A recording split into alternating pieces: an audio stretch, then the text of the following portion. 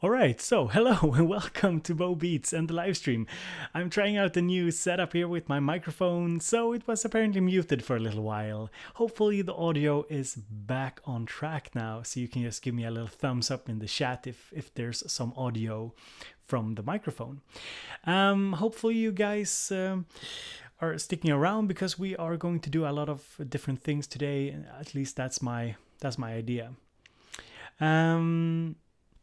My idea is to play you some tunes from the Digitakt as well as trying to make something on the fly, and I want to try and do some live sampling as well, and answer a lot of your questions as well. So be sure to leave questions down in the comments. So now I'm going to play you some tunes, and if there's no audio, be quick about it. But I'm turning down the microphone so you don't hear my sexy breathing all the time. So hello everybody. Hello Joe. Hello Khaled, Twist Promo, Stephen, Big Dap, Capusal, and Josha UK.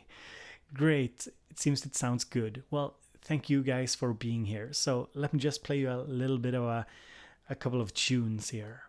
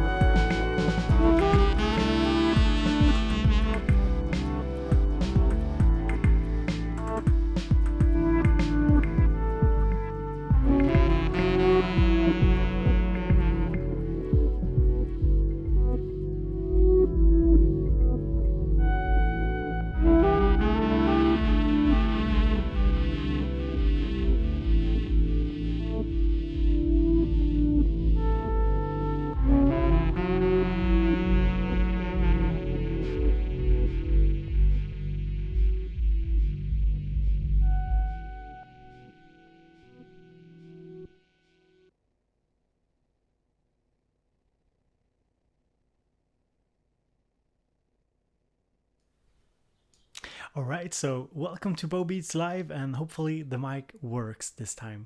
Well, you just heard a little tune here I made on the Digitakt. It features a couple of different samples that I've been playing chromatically, and I also did a little bit of a control all sort of deal here where I controlled all the parameters for the different tracks. As you probably could hear, you can hear in the background now, I can just hold the track button and I can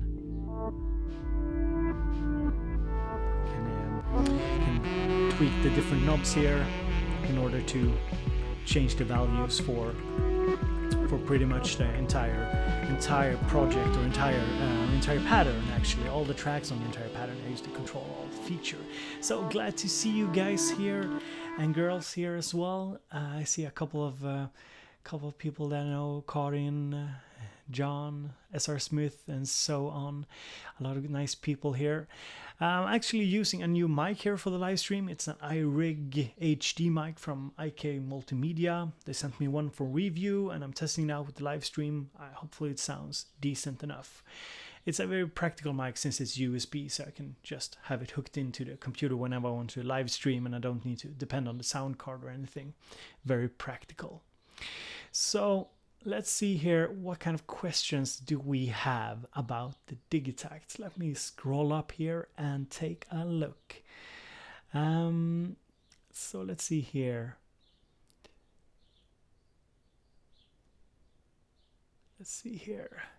Do you prefer the workflow on the Digitakt as opposed to the Novation circuit? Which instruments do you prefer and why?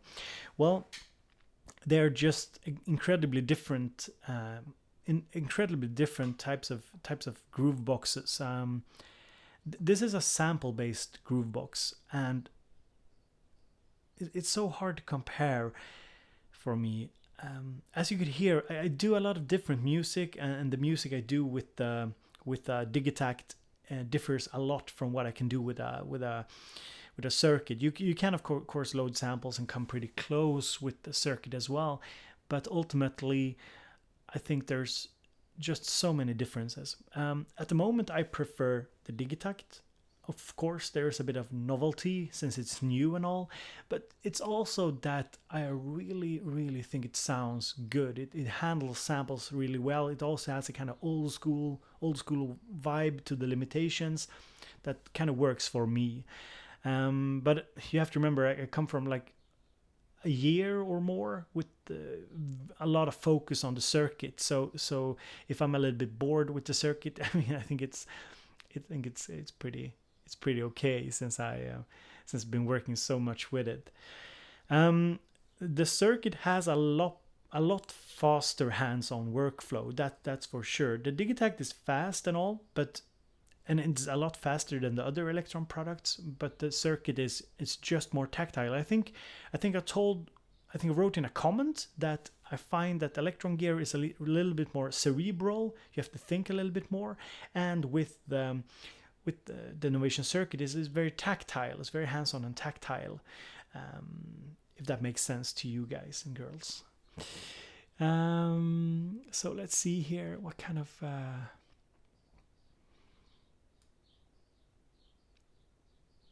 So Magenta asks, does the Digitakt have a mic and a speaker and or batteries? There's no inbuilt mic. You have to plug a mic into it. There's no speaker, and it does not have batteries. You need to use wall power or some kind of power bank that you connect to it. So that's how it is. Raffi Pad says, hello, greetings from Helsinki. Hello to you, Raffi. Stephen Pisker asks, sorry if this is a dumb question. I was listening to Mr. Deadline's demos last night on headphones. I noticed that I could hear several of the samples panning left to right. How do you do this? Well, it's quite simple. You have a track selected here, and then you go to the amp page, and then you have the G knob here. You can just pan a sound. So let me see if I can show you on one sound here. So here I have my little saxophone.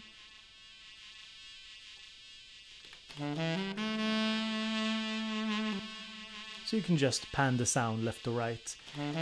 Because the samples are mono, but the outputs of the Digitakt is stereo, so you can of course pan stuff, as well as the reverb being stereo and so on.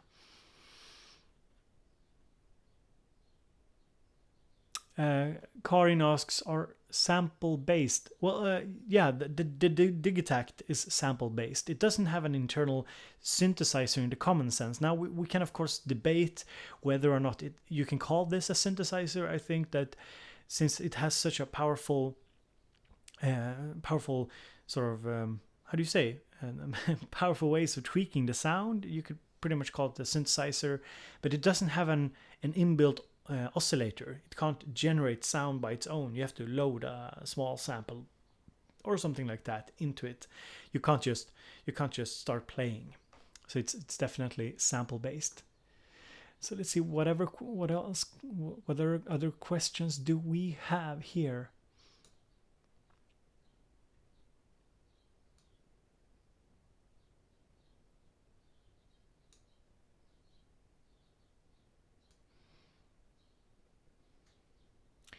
So RafiPad asks, does the control all function affect MIDI, or is there a control all for MIDI only? So we're talking about control all. You hold the track button and then you just tweak away at the knobs here, and you will get an interesting result because you will affect all the audio channels. Now, if this works on MIDI channels, I have not tried. Now, I do have my suspicions that it won't work on the MIDI tracks. I have a suspicion that it doesn't work, but I need to test it. I haven't tested it, so I need to check that out.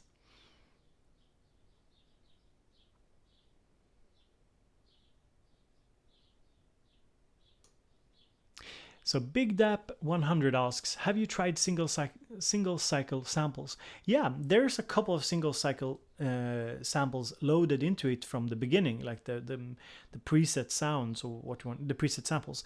But I've not really worked that much with it. I'm not really used to working with single cycle samples, so I need to learn more about it, understand it more before I can use it in videos. What I do is usually I just take a very short snippet of a sample and go from there.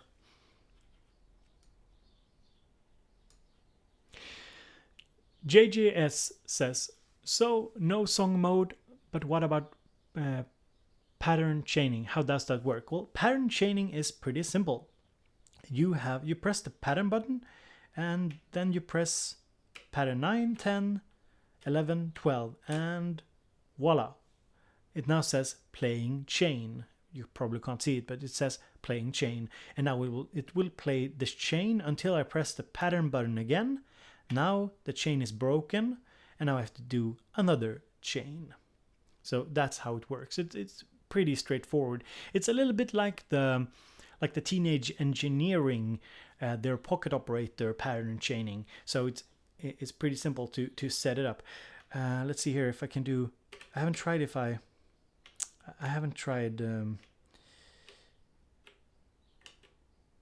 I don't think you can. Yeah, you can have. So the interesting thing is when you start a chain, you can also have the same pattern looped several times in a row as well, and that's very similar to the Teenage Engineering workflow. I hadn't really checked it out until you asked.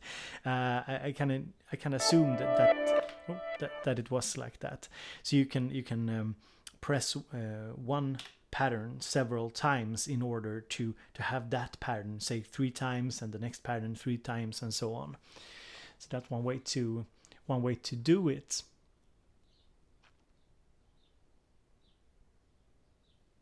And then Preston, you were also asking about pattern chaining.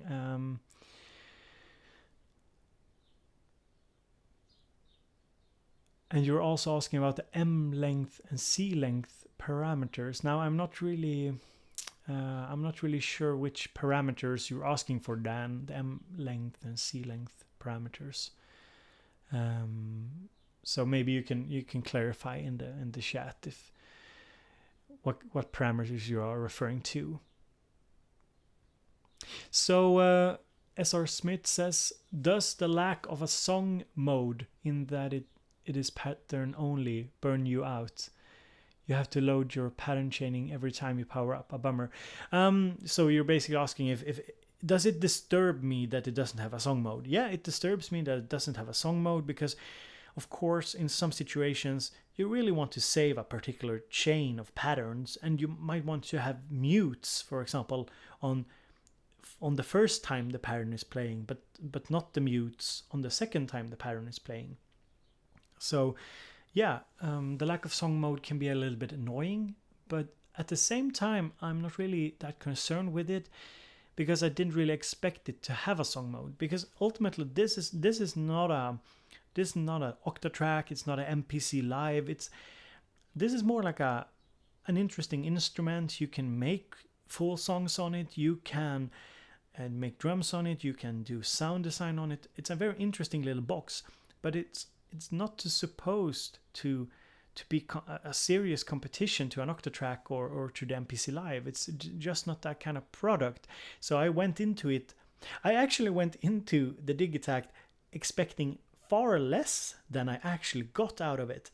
As you've been seeing now, if you've been following me for a while, you might have been seeing my 7 days Digitakt videos. I made one video every day for a week now after the launch of the Digitakt. And you've probably been seeing me having a lot of fun with it. And I wasn't expecting to have as much fun as I've been having with it. So ultimately I feel like I've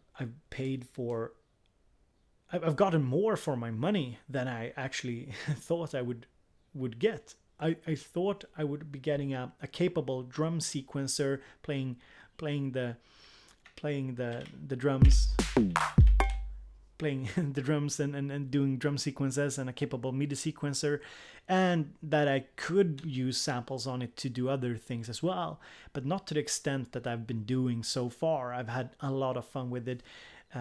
So yeah, the question was if it's a bummer, or if it annoys me that it doesn't have a song mode. Yeah, I would like a song mode, but it's not something I expected, and I don't feel like it's something that turns me away from this device. I could even spin this another way and tell you, for me, for example, it's sometimes I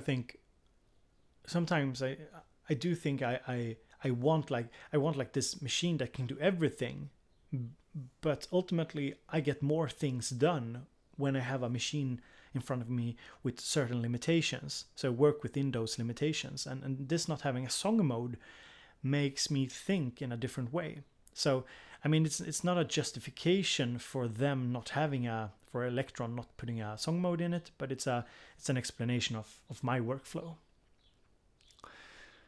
So let's see here.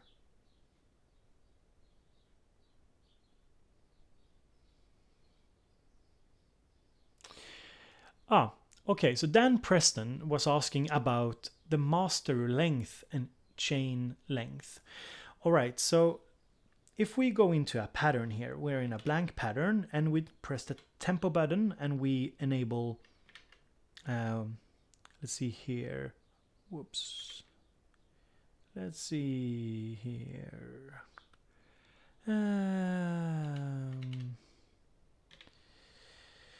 how do we access this? We do like this. No, wait.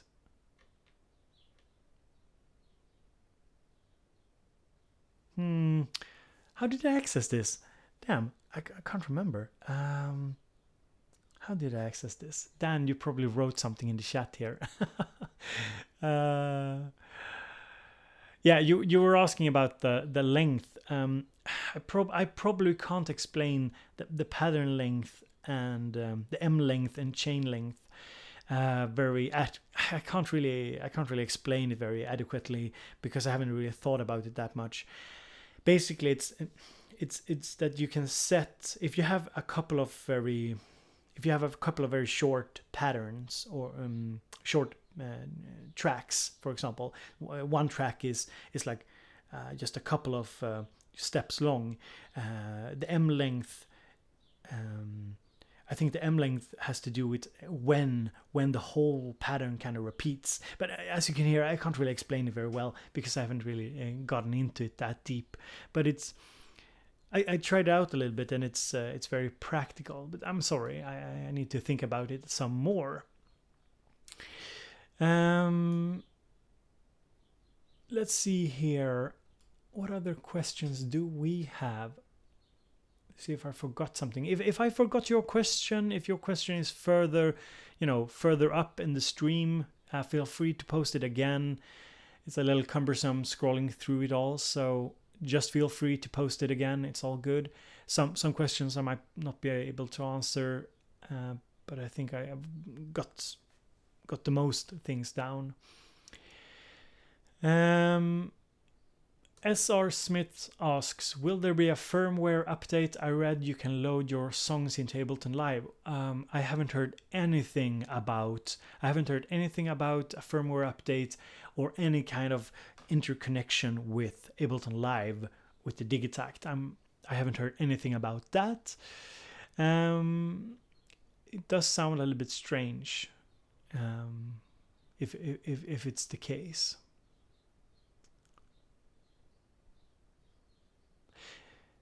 Staubkorn asks, is it possible to change the pattern instantaneously? I mean, before the measure ends. I know it from Circuit where I can change sessions very quickly. So I haven't read or seen anything about that particular setting. It's a setting that is possible to do on an analog rhythm. So you can instantly switch between patterns instead of having a pattern playing all the way to an end and then switching to another pattern. You just press a button and boom, it switches.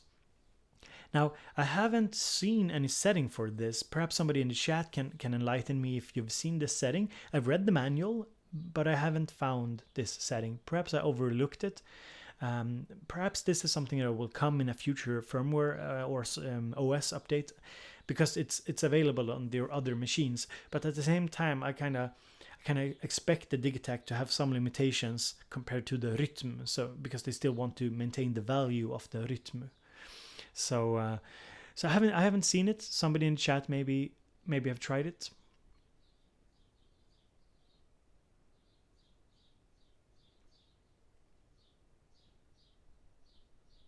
Freeze157. Hello Freeze. He asks, is there a workaround for the lack of time stretch? I don't think so. I haven't thought of any workaround, and I haven't really seen any workaround. So that is something I think we have to live with. It's not supposed to be that kind of sampler. Of course, if they add time stretching in the future, that would be really, really cool. I would love it, but I don't think we should expect any major updates to the sampling engine, because they have their Octatrack, and I think if they put down time towards something, it would be an Octatrack 2 instead. And that's also something that sets the Octatrack apart from the Digitakt. It's that the Octatrack has a lot more capable sampling. It's just a huge difference, really. So let's see here. Stuttering patterns. Joseph Paul, he builds on Stubcorn's questions about instantly changing patterns. Yeah, I haven't seen anyone stuttering patterns. That would be really cool, like being able to toggle between patterns really quickly. I haven't seen anything that suggests that is possible, but I could of course be wrong here, because there are a lot of functions that are a little bit hidden. So perhaps that's possible, but I have not seen anything that suggests that it is.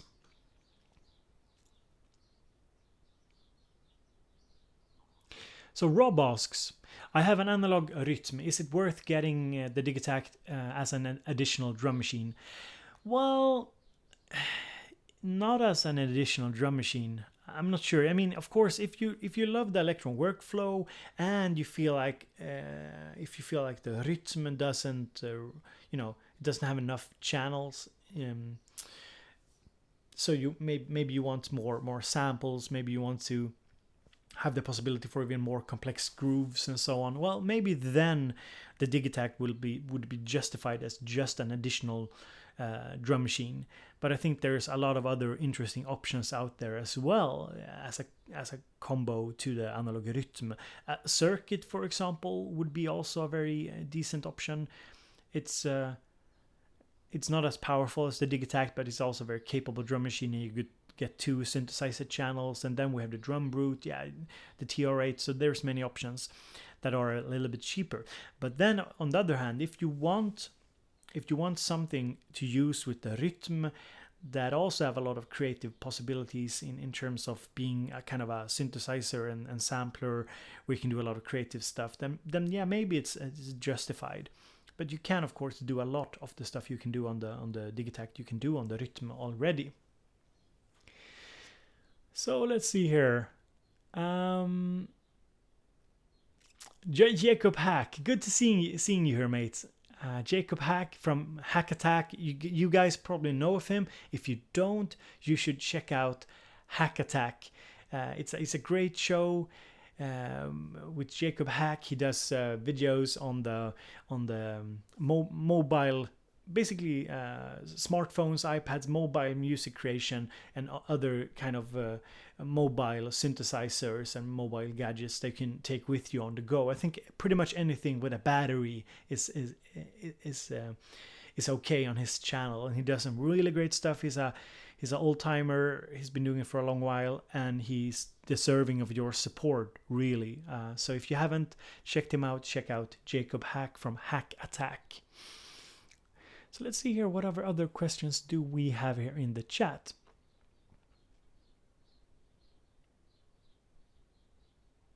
Oh, so Joshua UK asks, if the song I played was just one pattern or if it was several patterns. So I played a little tune. If you're new to the stream, I played a little tune here that sounds something like this.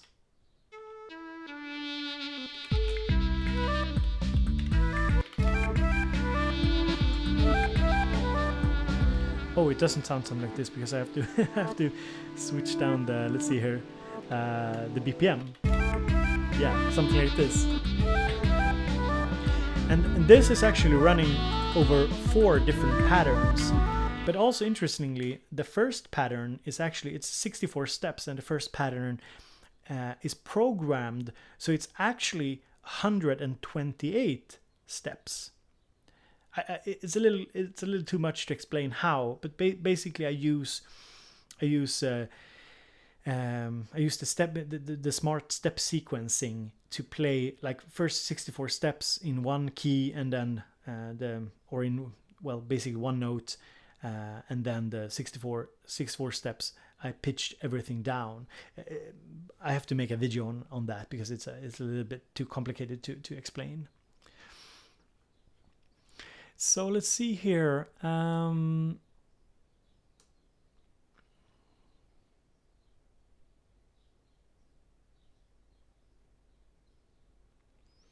Dan Cuba asks, please tell us how long live can be with this memory. Is this... I'm not really sure, Dan, what you're asking. If you're asking about the memory of the Digitakt, well, you have 64 megabytes of memory per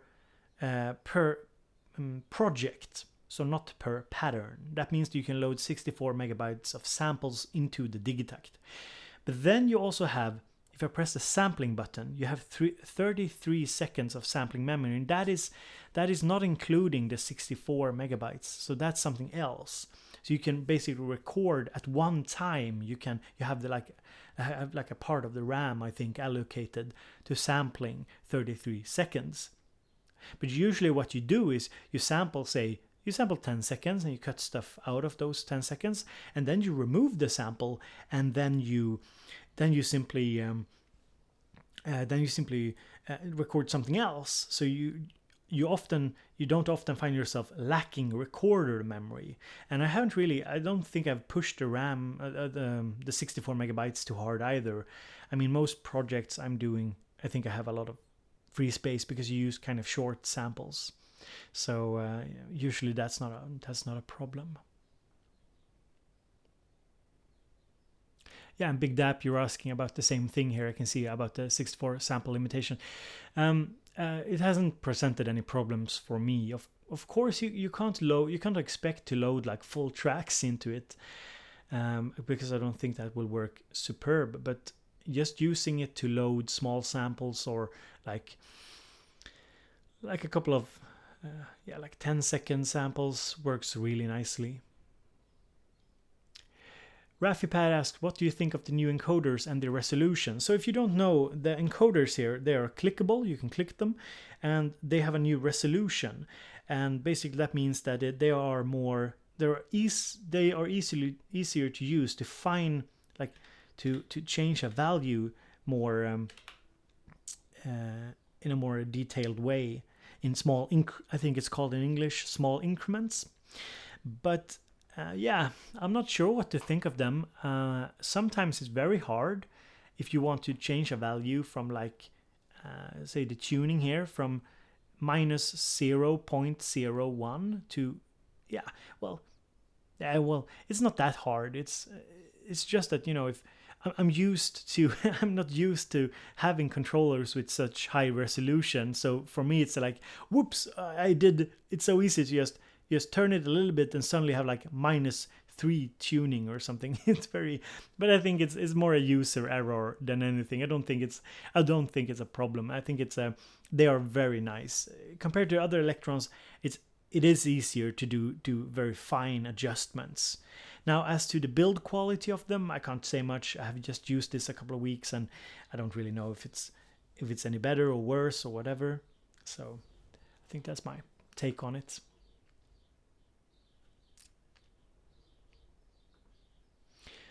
Hello there, Oz. Hello, Darkane, and I see Martin Neal as well here.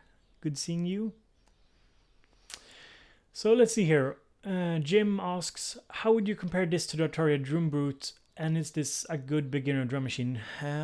Yeah, I think this is a good beginner machine. Of course, Electron workflow, you need to give it some time. You can't just expect to understand everything from the get-go, but once you understand their logic, their design, then it's super smooth. And I think it's definitely the most accessible Electron product so far. So yeah, I think it's good for beginners, definitely. Compared to the Drum Brute, now this is a tricky question, because the Drum Brute is really something else entirely. The Drum Brute is something. The Drum Brute is a very old school analog drum machine, and if you want old school analog drum sounds, you get a Drum Brute, or something else. Get a Tanzba or Tanzmaus, or you can even go with the Roland, the emulations that they have. But the Digitakt it's not old school. Now the sampling part of it feels a little bit old school, but it's not an old school drum machine. It's very current. It has a very current sound to it, and of course you can load old school samples into it. But I just think that you have to look at what kind of sound do you want to add to your palette, and it's very, very hard to say which is the better. But of course, if I had to pick one, I would pick the Digitakt, because I think it's more versatile. I think it's more interesting, but it's also like $200 or 200 euros more expensive at least. So yeah. So let's see here.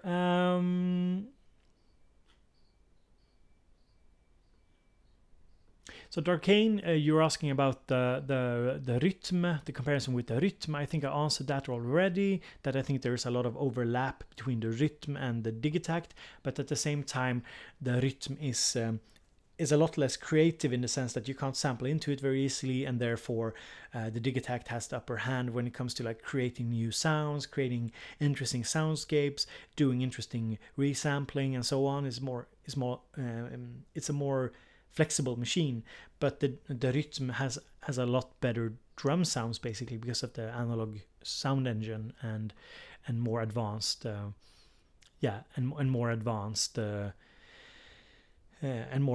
functionalities as well. But I answered it a little bit earlier as well, so you can probably go back and check that out as well. Let's see here. So Jacob Hack asks if I've talked about the filter.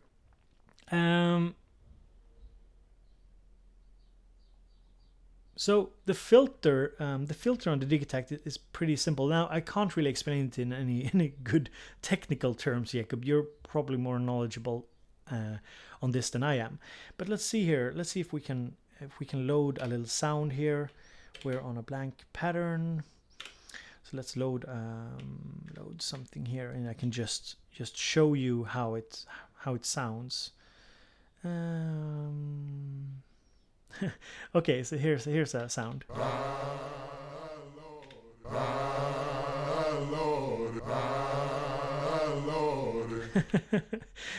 This is a sample from the Converse sample library, so it's some kind of religious chanting.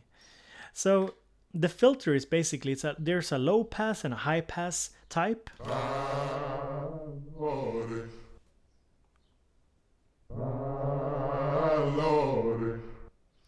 With a resonance knob as well. You can change the resonance. And there's the high pass as well.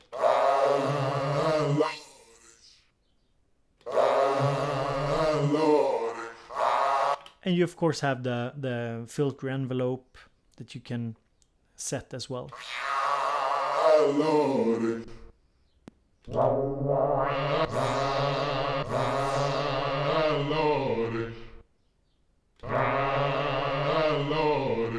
But I don't really know is it called the dB per octave or what it's called, what type of filter it is. I can't really explain that. There's probably some reference to it in the manual if you want to check it out, Jacob.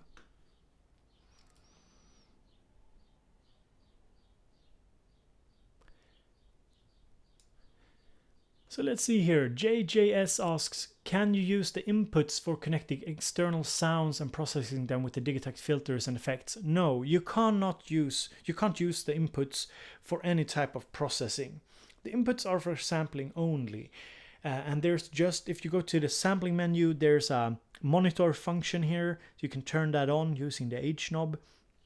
And that lets you stream the audio through, and it can also work as a sound card for streaming audio into your DAW. That's not functional at the moment because Overbridge isn't ready, but it'll function like that. But there is no way to actually apply the filter and the reverb and so on onto the incoming stream of audio. So that's a limitation, definitely. Eraser from France, hello, welcome to the stream. Good seeing you, good seeing some French people here. My guess is that at this hour we have a majority French and British and Scandinavian people in here. So let's see here. So Black Cotton Tea asks, would you recommend the Digitakt to someone who has an MPC 1000 and machine drum? Does it offer anything these cannot achieve? Well, I think with the MPC 1000 and a machine drum, I think you have what you need in terms of sampling and drum synthesis to really. I'm not sure if this will add anything. It's just another machine that has an internal sequencer, and you will be stuck in that internal sequencer a lot. Perhaps you should add something that adds a new dimension, just not another sample player or sampler. I wouldn't recommend it. I mean, it's basically, of course, anything goes, anything works, but I would look at like in Sweden we have the word smörgåsbord. Why did I say it with an English accent? Smörgåsbord is the Swedish pronunciation, I think. I can't say it now because I'm speaking English. But we have that. It's just basically, you set a table with a lot of different foods on it. And I think you have to look at your setup that way as well. You have to look at it like, what am I missing? What kind of piece do I need? What kind of sound do I need? And I think if you already have a sample player in a drum machine, I wouldn't get another sample player. I would get like a synthesizer or something that adds something. Electric Moose says this live stream is a wicked idea. Well, thank you, Electric Moose. Where are you from, by the way? I'd be happy to hear where you guys are located. It's always good for me to know, like, at what hours are people on and where are you from. So if you didn't know, I am from Sweden. That is why I have the funny accent. And I do, if you're new to the channel is Bo Beats, and I do videos about synthesizers, about groove boxes, videos, about samplers, about music production in general, and I also do talking videos where I talk about gear, I talk about creativity, I talk about psychology and so on.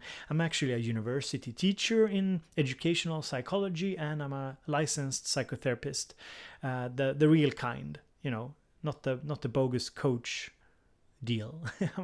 I'm the real deal. But I've actually stepped down a little bit from formal work, and I do YouTube about 50% of my time at the moment, and I'll be doing, as it stands now, this project, the Bow Beats project, will be going on for 50% of my time this year at least. And I guess it depends on how far I can take the channel and how far I can, you know, develop what I'm doing creatively, if I can continue doing it. Because let's be honest, at the moment I'm not making a lot of money from it. The money wasn't the goal either. I mean, there's a lot of different things I could be doing if I wanted to make more money. So the point was that I wanted to do something different, something creatively. I felt a little bit burned out being a psychotherapist, helping people with depression, with stress and anxiety and so on. I felt a little bit burned out, been doing it very seriously for 7 years, and I felt I needed to go back to my creative roots a little bit more. So at the moment I work a little bit with patients, I work a lot with teaching and education, and I do the YouTube, connecting with you people, with you guys and girls, and it's been a lot of fun so far. It's been, you know, you guys have been so kind to me, so generous. I have a, you know, really nice, I don't really like the word fan base, but I have people that are interested in what I'm doing, and you guys are very supportive and very kind, and so far it's been really nice. And I've just done a 7-week, if you're new to this, I've just done a 1 week 7-day Digitakt project, where I've done one video every day about the Digitakt. So there's a couple of different tutorials, some sound demos and so on. And of course I'll continue doing videos on the Digitakt because I'm having a lot of fun.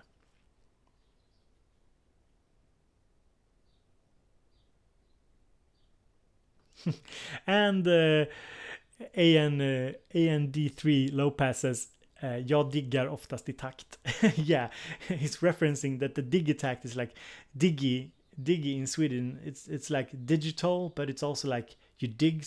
Yeah, it's basically the same as English. You dig something, and then takt is I think it's measure or beat in English. So you're digging in you're digging in accordance to the beat or something. I'm not sure how to translate it. All right, so we got some people here from Joseph Paul here from Tennessee. It's 4:42 a.m. So that's early, right? 4:42 a.m. is early. Yeah, so we got some Staubkorn from Germany. Ja, guten Tag, wie geht's? Meine Oma kommt aus München, so ich spreche ein bisschen Deutsch, aber nicht so gut, as you can hear. My German is pretty subpar. I spoke more when I was younger. And we got Andy from Ireland, so good seeing some people from Ireland here as well. And Darkane from France. I kind of Darkane, it sounded Darkane sounded French to me. And we got Tristan from Tristan Polly Anderson from Denmark. I kind of assumed Anderson seems Danish to me. We got Big Dap from Atlanta. We got Mitch from New Jersey. Really nice having some people from US here. I was kind of surprised that I'm seeing so many people from US here. We got Sarayu from Thailand as well, and Martin from Australia. So we got pretty much the whole world here, and Electric Moose from England. So that's really nice. So let's see if we have any other questions here.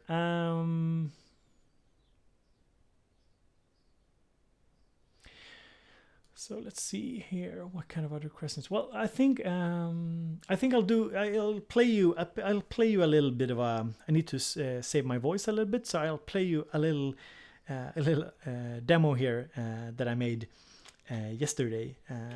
So we'll go into a new. Let's see here. Where are we at? I think this is this is the one. Yeah. So I'll play you a little song here, and you can post your questions in the chat here. Andrew Leiden, great seeing Andrew Leiden from Ireland, Belgium. Good seeing you here as well, mate. And DJ Free here from Österreich. Also very nice. I'll play you this, and then we'll get back to talking about the Digitakt.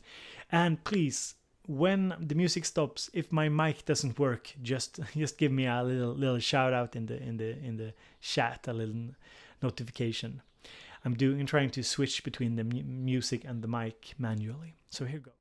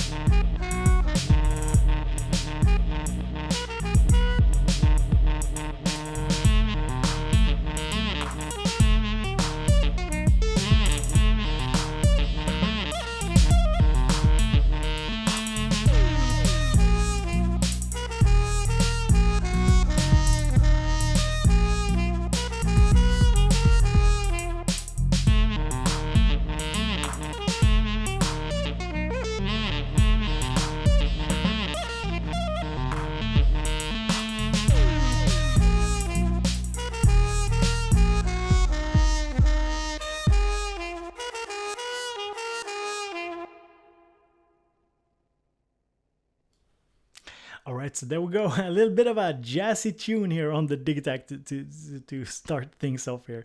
This is actually a really funny little track I made yesterday. I just made it like when my daughter was going to bed. I just sat there jamming away. Let's see if I can show you some of the sounds. I think it's hilarious. Yeah, so I got a bass. I think this is the. Is it a sax or a trumpet? I can't remember.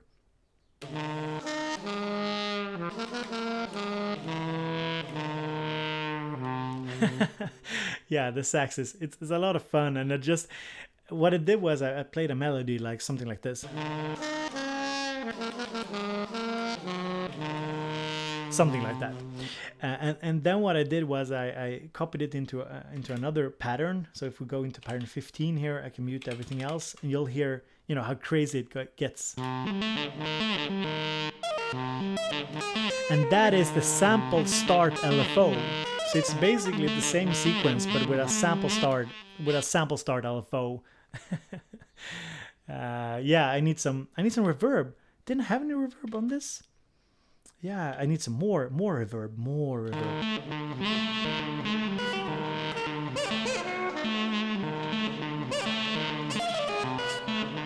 Yeah, it's a crazy, more reverb, more.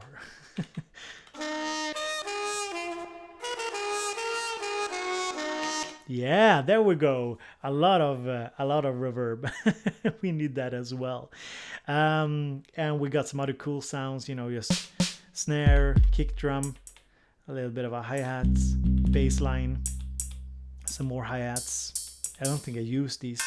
Yeah, I don't use these. These are just the preset samples that you get when you load into a new pattern here as well. So let's see here. Yeah, I can show you. I can just show you a very quick pattern, just to show you how wonky stuff you can do. And hopefully, guys, pray for me. Hopefully, this won't crash the Digitakt, because this pattern, I think this pattern is. This pattern I got here. It's definitely on the crash warning list.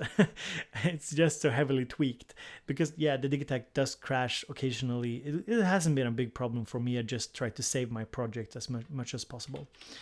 So let's see here. Yeah, this is just wonky.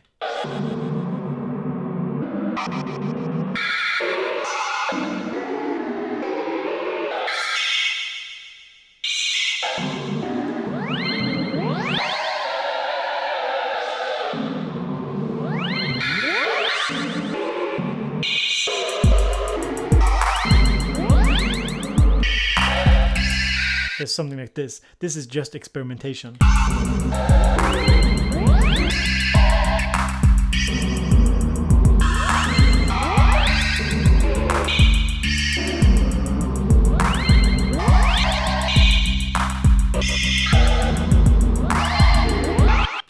So these are sounds like, I think it's like let's see here.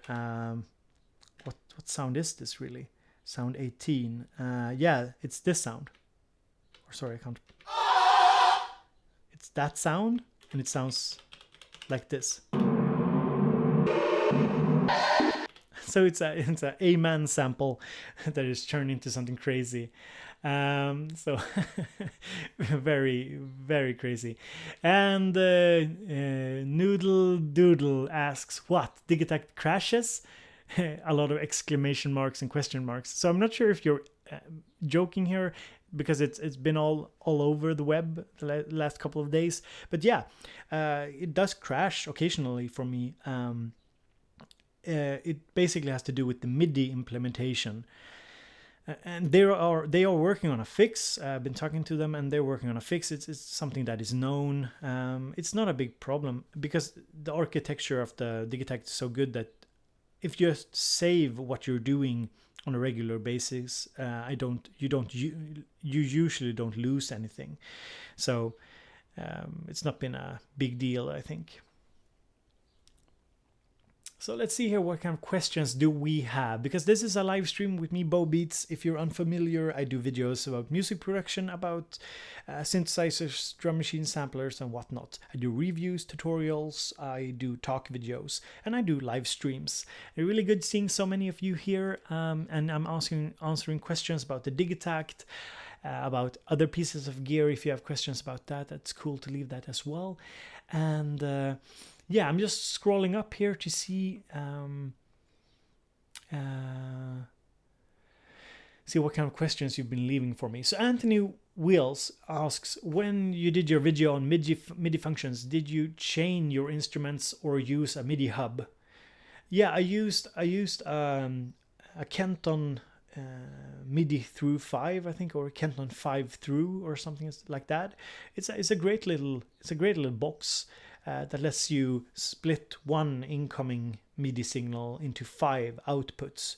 And you will need something like that if you want to connect other hardware synths to the Digitakt, because it has one MIDI out and one MIDI through, and at the moment the MIDI through doesn't do anything but sending the signal from the MIDI input to the throughput.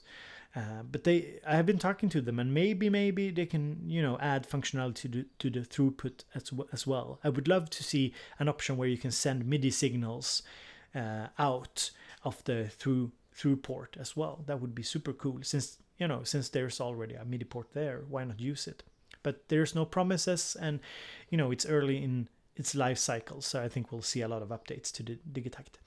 But yeah, you need a kind of a USB MIDI hub or something to use it effectively. Jacob Hack wonders, if the Digitakt can be portable. The Digitakt is supposed to. You could make it portable. From what I've read, you can use a power bank in order to power it. Now, what power bank and how it works? Well, I'm the wrong person to answer that, because I'm really terrible at. I'm really terrible at engineering and electricity and so on. So I couldn't possibly say. So if you have questions further up that you haven't gotten answers to, please feel free to post them again, because sometimes it's hard to see everything. So that's good. I would so Big Dap 100 says, would like to see the multi-trig workflow including triplets, please. Well, so triplets and those kind of fills and rolls are that is not my strong suit. I don't really have the vocabulary to explain what I'm doing. I'm mostly going by ear, but I will do a video where I go over the sequencer more in depth and explain the different functions and how you can use the retrig values and so on. I will do that, and for that video I will try to read up and be as clear as possible using the right words, because words are important, especially in the synth world where people are quite technical. So sometimes I just try not to describe things where I know that I can't do it justice. So Mr. Basic asks, is this better than a BeatStep Pro? Yeah, I would say that it's definitely better than a BeatStep Pro for many different reasons, but it's also a lot more expensive. So, you know, you have to take that into account. Can you show us how to freeze the delay and reverb? No, Noodle Doodle, I can't. I haven't really experimented with doing freeze delay and freeze reverb. It's not something I did on the Octatrack much, and I haven't tried if there's, you know, how to do it and if it's doable. I think it should be doable, because you can really churn the delay and reverb times up a lot. So I think it's possible to do something similar, but I haven't tried it. So that's on the to-do list as well.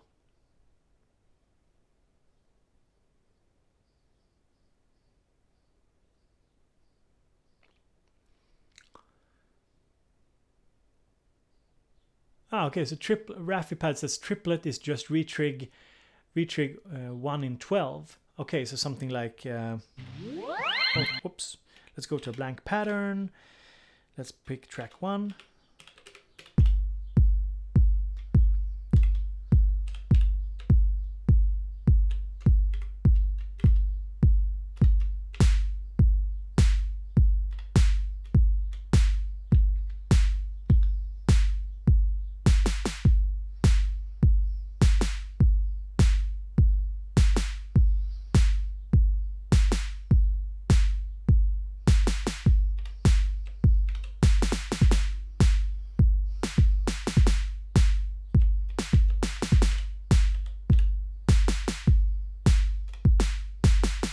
Yeah, okay, so that's, if I'm correct here, thank you Chat for helping me out.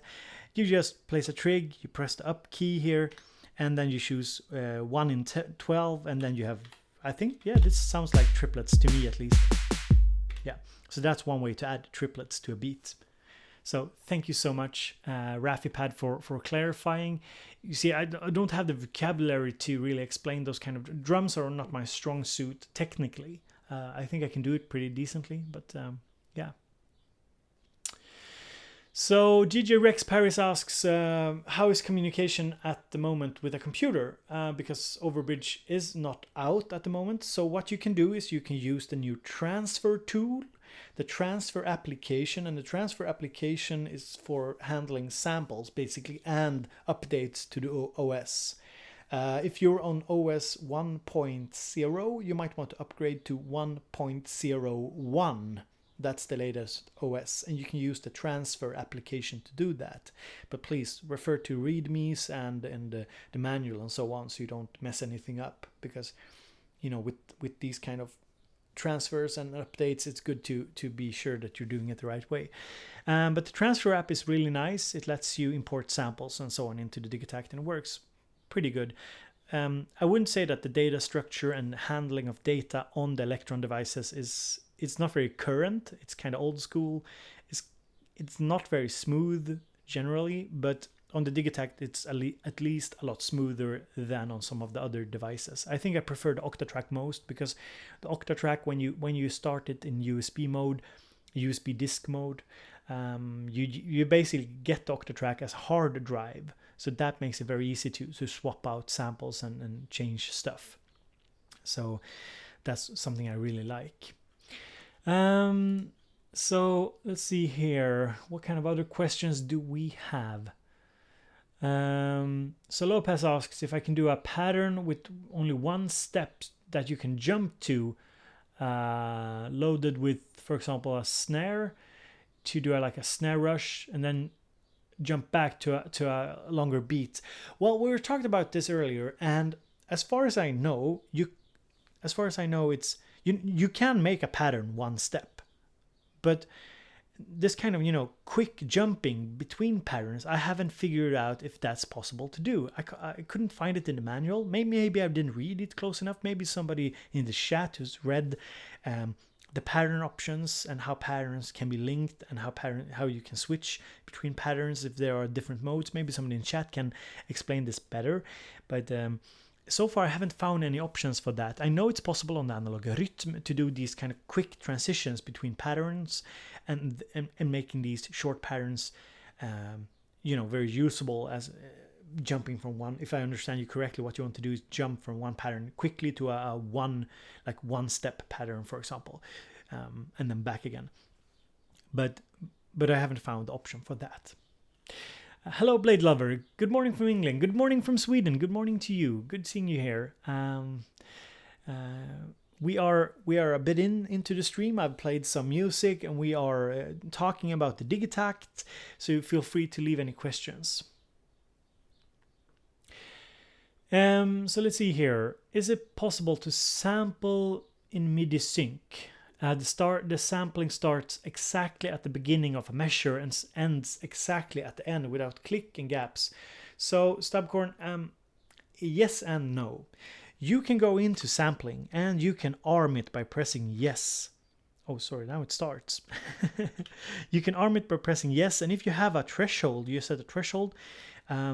Basically, when you press play and something is synced to the Digitakt, when the sound comes into the Digitakt and passes the threshold, it will start recording. So in that sense, yes, you can get a perfect start. Can you get a perfect ending, like a perfect 64-step loop? Yes, but then you have to cut the sample perfectly. You can't. It's not like the Octatrack where you just sample 64 steps and that's what's sampled. You know, you have to stop it manually. There's no trigs. There are no recording triggers. The Octatrack is based around recording triggers, and the Digitakt is more of a live type deal where you have to press and start recording more and stop the recording more live. Good seeing you, Jacob. Good having you here, and I hope to see you later, Jacob. Jacob Hack from Hack Attack was here. If you haven't checked out his channel, you should do that. He does videos on iPad, on iPhones, does videos on a lot of mobile music equipment. So he's your go-to guy for videos about mobility and music production. Definitely a really great guy. So let's see here. I think I can play you another little tune that I got here. It's just, you know, these are just demos basically that I made, showing different aspects of the machine. So I think I'll play you a little song here, and then we'll get back to talking. So if you have questions, just leave them in the chat.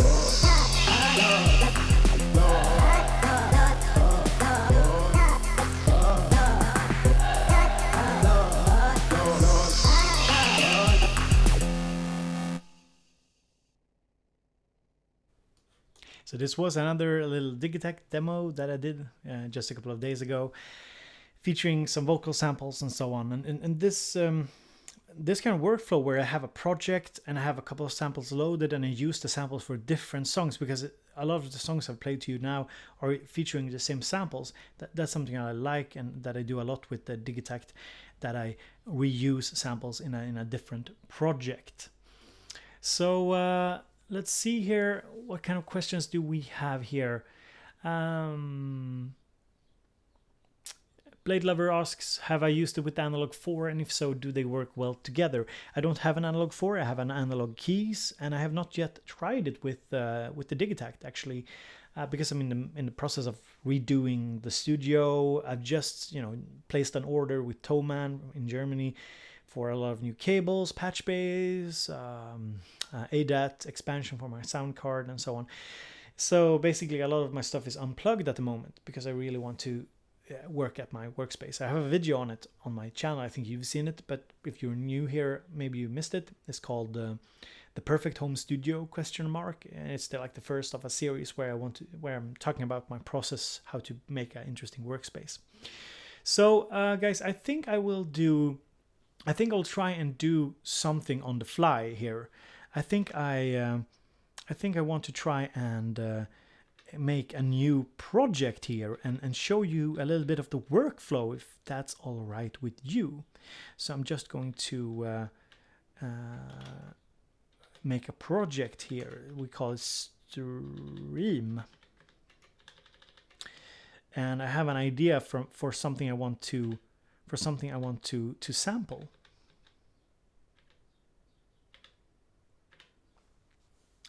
So we are in a blank blank project now on pattern 1 in bank 1. And now I'm going to let's see here. I have my trusted smartphone here, and I'm just going to grab a cable. I need a cable. So I have an idea here to sample a piece of let's see if I can log into my phone. A piece of music. I want to sample a friend of mine. I just have to remove the phone from the shell so I can plug it in correctly.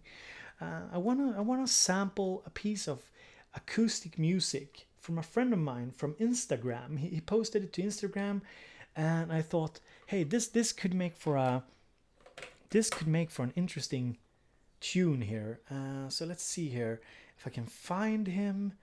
His name is Jesper. He's a medieval musician. Does that make sense? Medieval musician. He makes like medieval music, Renaissance music. So let's see if I can make this work. So I think you guys should be able to hear it soon. And we just have to external left.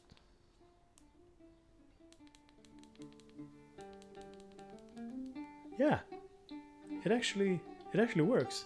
Goddamn. It's pretty low, I think, in the background, but I think you can hear it. So let's see if I can just press record here.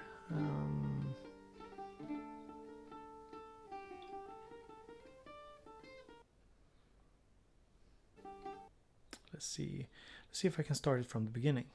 Pressing record.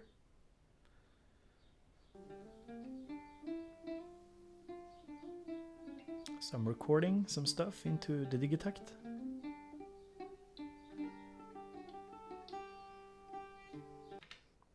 All right. So let's put that away. Let's remove the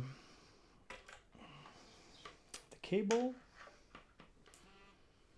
Let's see here. So let's trim the sample a little bit here.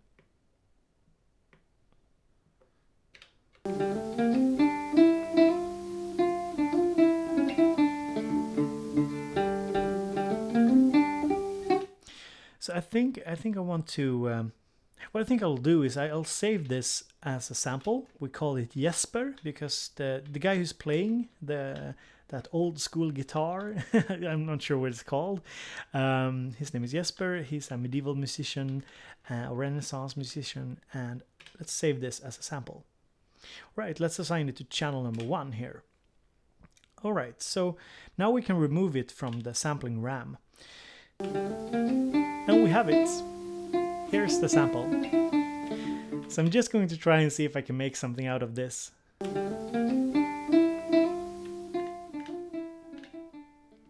So let's see.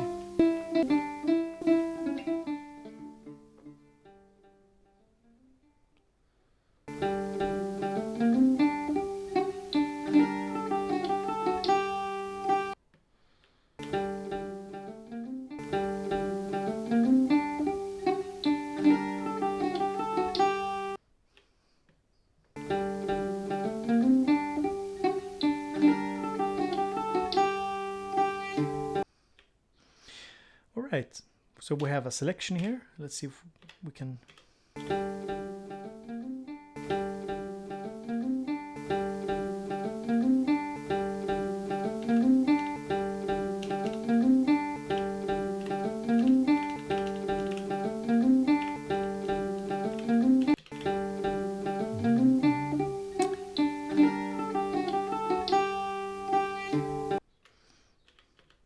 So as you can see, it's definitely not in the right tempo here. I think this will be hard. Let's see here. Let's see if we can tap tempo. Oh, sorry. How do I do it? Yeah.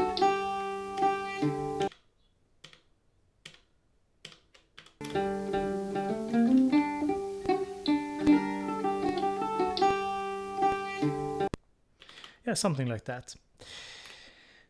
We can just see if we can add some delay to it.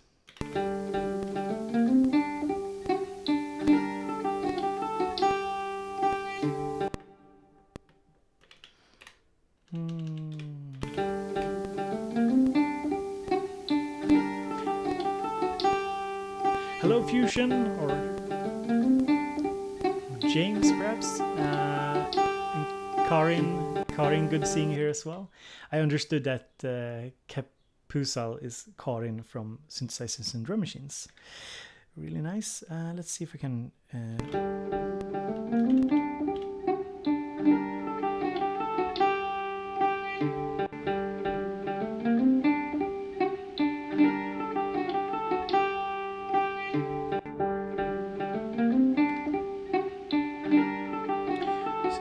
to change the maybe I need to change the endpoints a bit.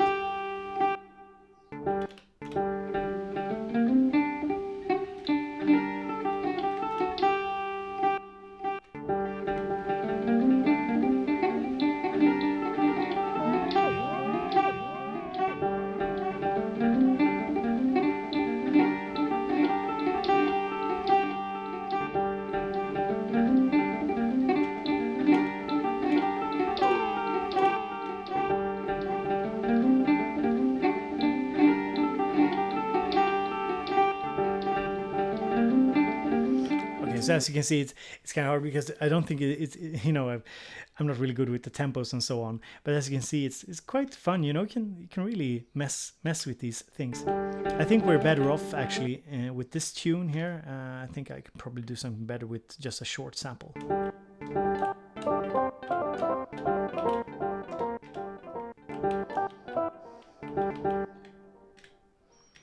let's see here.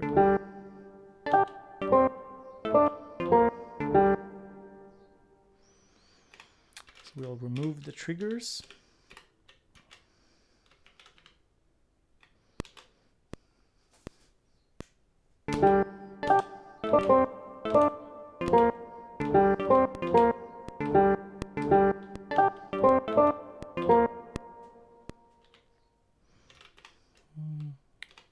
Didn't I record it?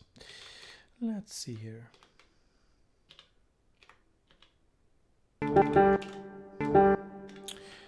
I want to make it shorter.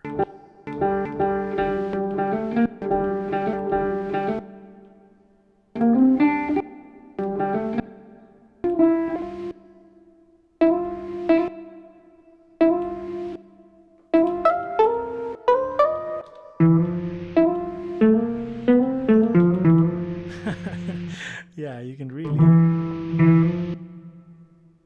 really make some strange sounds here.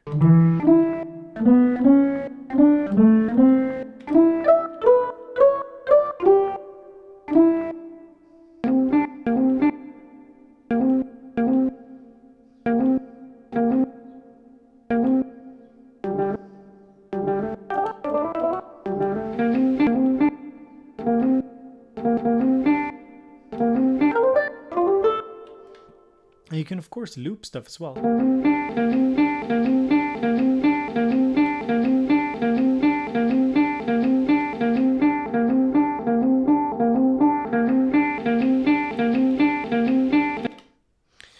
And loop it indefinitely.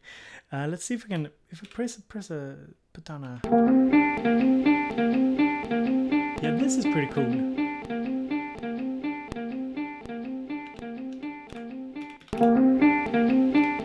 Yeah, I think this will work.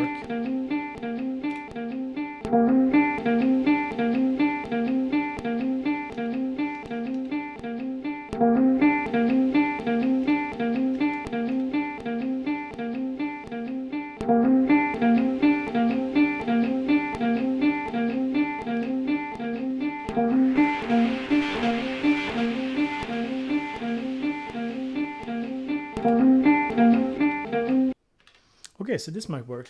So let's see if we can pick up some drums here. We can just go with the...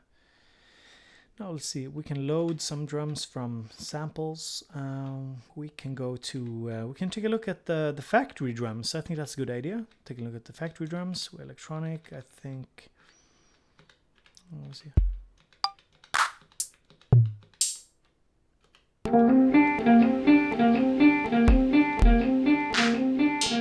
These will be good.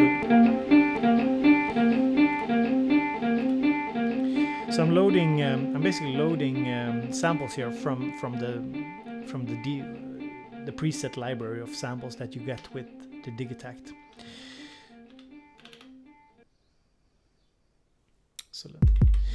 So let's change it out.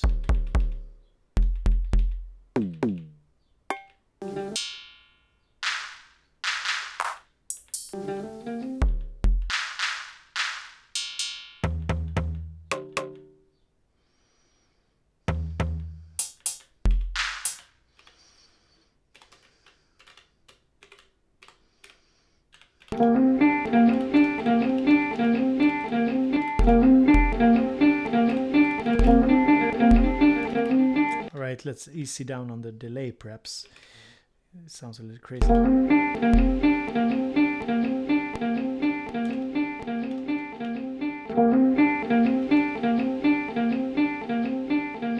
So I think I'll try and record something a little bit live. Let's see here if we turn on pre-roll, and let's see if we can make this work.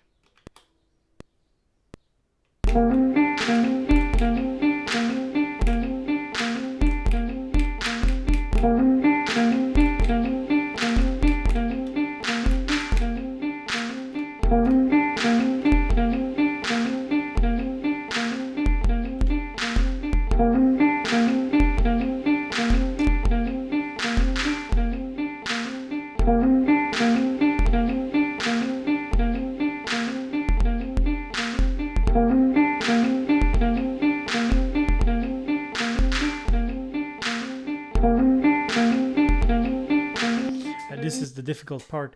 I think I actually have to see if I can do it. See if I can do it without quantization, because I don't think I can make it work with quantization. Let's see here.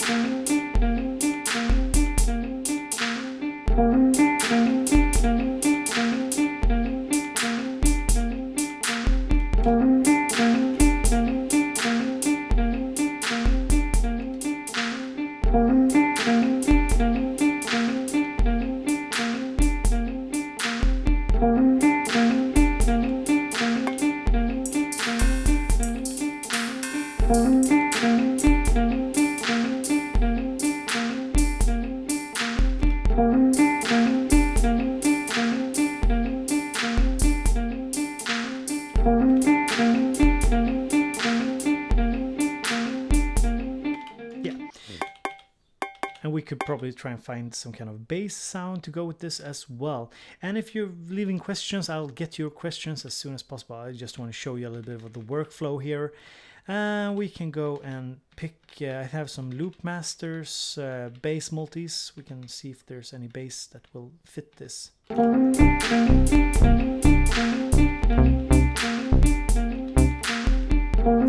Let's try this one and see if it works.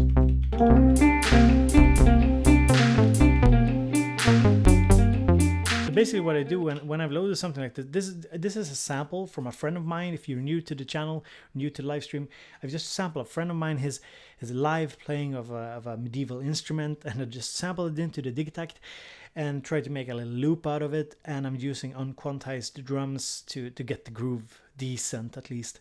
And now what I do usually when I have something like this this loop of the kind of guitar-ish or string instrument that we got here, I usually just fool around with the keyboard, trying to find the sounds that fits.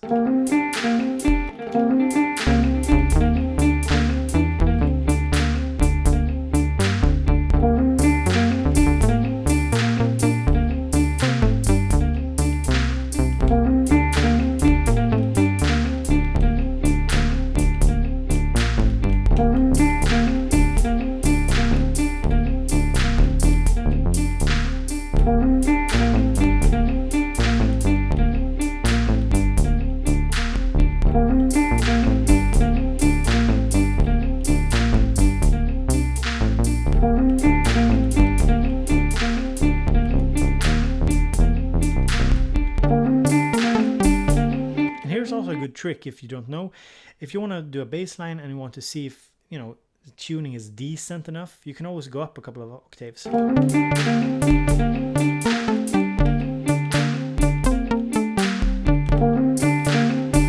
so I think this works for this demonstration at least.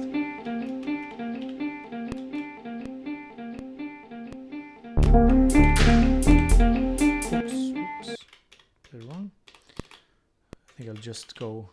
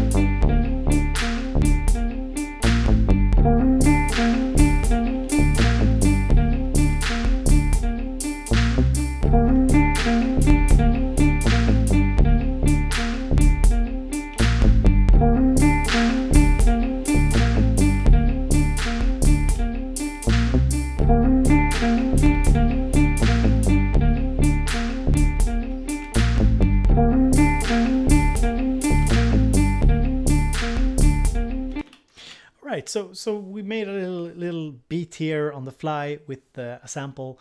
You know, it's always hard for me. I'm not a drum guy, so rhythm and so on and BPMs and different time signatures are not my strong suit. But I think I showed you that you can go from a pretty interesting long sample here. A pretty long sample. I can show you the sample, and the sample is this one. So that's the sample, and we made this.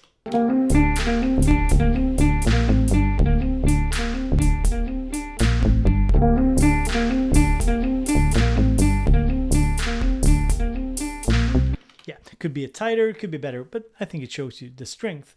So let's see here. Rob Senner says good night to you. Good having you here, sir. Really nice. So let's see here. Let me scroll up a little bit. Hello, everybody. Hello, Linus. Good see you. Good seeing you here, Linus. Really nice. And let's see here. Karin says fun box. Yeah, this is definitely a fun box. Bill Posey asks how much memory can it hold. It holds 64 megabytes of memory per project, and you can sample 33 seconds on top of that. And then you have to save the sample and load the sample into those 64 megabytes of RAM. In total, there's a 1 gigabyte plus drive, so it's not that much. Jason Ellie says, hello, Bobeats. Hello, Jason. How long can samples play and how much storage does the device have? Well, 1 gigabyte storage, 64 megabytes of RAM per project. And how long a sample can play? Well, I'm not really sure. I haven't tried loaded a really long sample, but it has 64 megabytes of RAM. I guess technically you should be able to have a sample that it is 64 megabytes, and how long that is in mono, I don't know. I think somebody in chat can enlighten you how long that will be in mono, but I wouldn't really recommend using that long samples. I don't think it's meant for it. I'm not sure if it's stable with that kind of long samples. I haven't tried it out at all.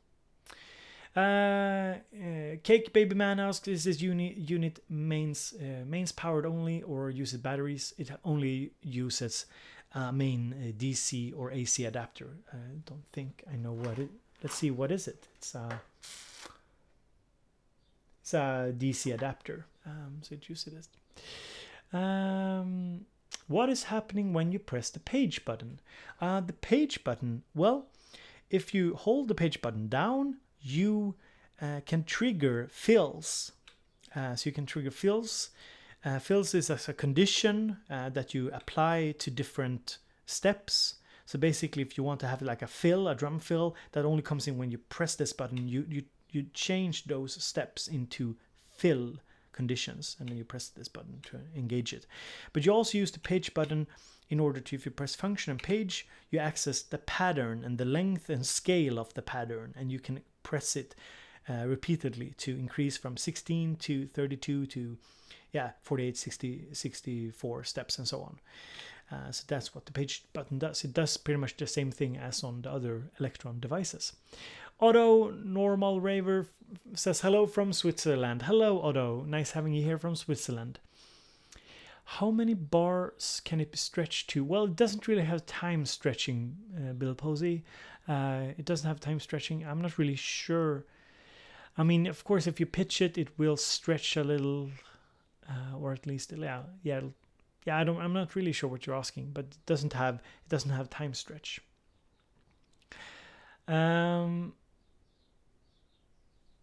Martin Neal wants to see how the pattern chaining works. Well, basically pattern chaining is just holding down pattern or pressing pattern and then pressing 1, 2, 3, 4, something like this, and then you will see, you probably can't see it, but on the display it says playing chain, and then before that it said A1, 2, 3, 4, because we're in bank A. So in bank A, pattern 1, 2, 3, 4, and that's just it. Pattern, and we have a chain playing. But if we press pattern again, the chain resets. So what DJ Free asks, what sounds are on board in the Digitakt? There are a bunch of different sounds. I can show you some of the sounds if you want to. Let's go to a new pattern here. We go to the settings menu. We have samples, and let's go out. And you have a directory called factory, and inside you have drums, synths, and toolbox. Toolbox contains noise and oscillators. Oscillators are I think they are single cycle waveforms. But basically you have the drums, you have a couple of acoustic kits.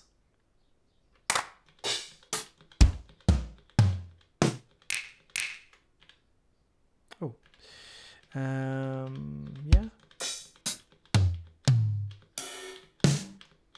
So those are some of the acoustic sounds. And then you have electronic sounds as well.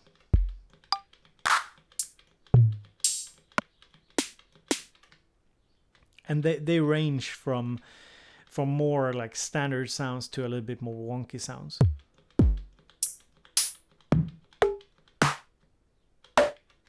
Yeah, so as you can hear, a lot of different. And then you have synths. So you have notes and stabs and pads. The stabs and pads are something like this.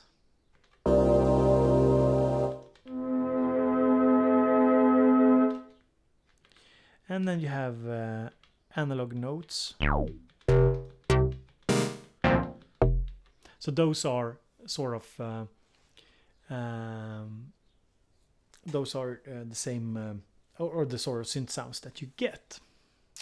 Bill Posey asks, 64 steps, is that equal to 64 bars? No, it's not equal to 64 steps from what I know, but I can't tell you how long 64 bars is in steps. Perhaps somebody in chat can do. I'm not very good at that conversion. Somebody may be able to do it.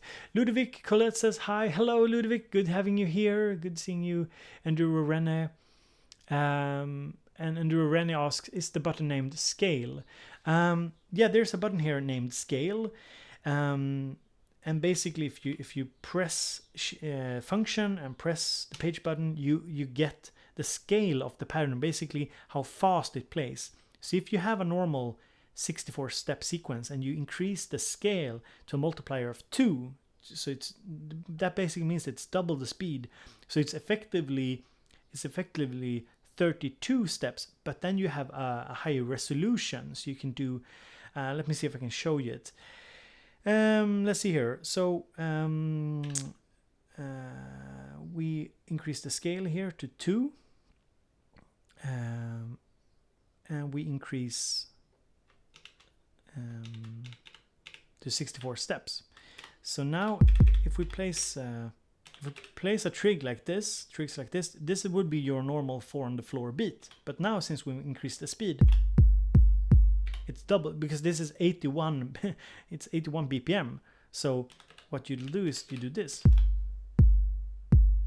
This is, and of course this has some benefits. If we want to add snares, for example, and do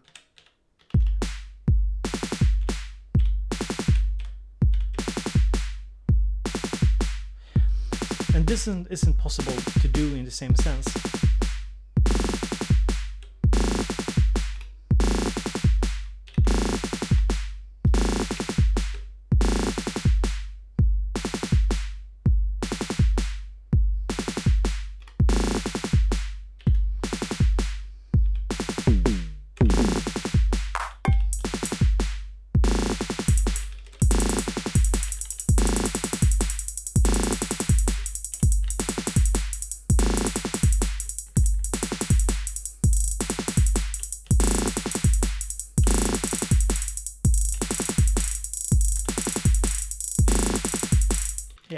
Just showing you some craziness here. So basically the scales button works like that. So let's see here, what other questions are there? Let's see here. Yeah. Arsenal Arensel says that it's 2:30 a.m. in California. I'm tired. Yeah, I understand that. It's almost noon here in Sweden, so it's very chill. I think I want to show you. I think I can show you some of the more cool sounds that I have made. So I'm just going to load a different project. Let's see here. Say before loading, and we'll load a different project. So we'll just wait for the samples to load in. So I played you in the start of the stream. I played you a pretty chill tune that a lot of you guys seem to like. So let's see here.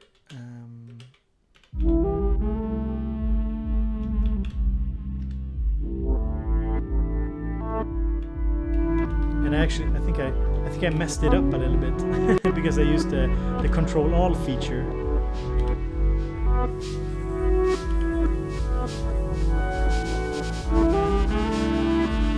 Let's see if we can revert it.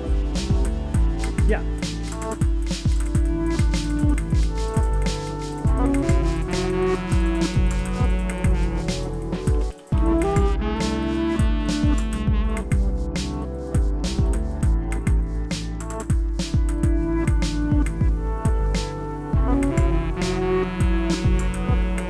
So this is one of my more chill tunes that I made, and it has some. I think it has some really cool sounds. So this is a Oriental sound that is reversed. I love reversing sound, and it is just a short part of the loop, and it's just looped over and over again. And then we have this sound. It's just a bass sample loaded. I think it's a Loopmaster one shot that I'm using. Kick, some kind of clave, snare, and my little trusted saxophone.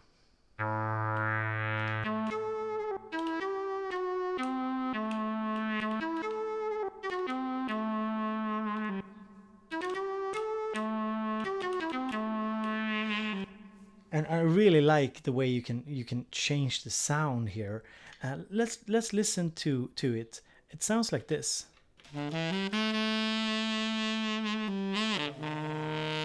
It's a Loopmaster sample that I'm using. I'm not above using samples like this because you can really cut stuff out and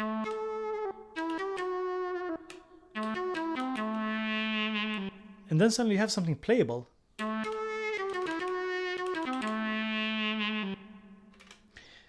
And then we have the flute.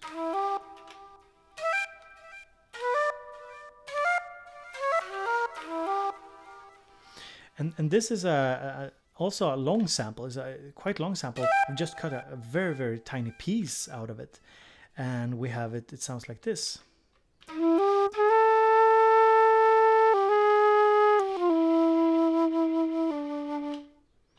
And I made this sound.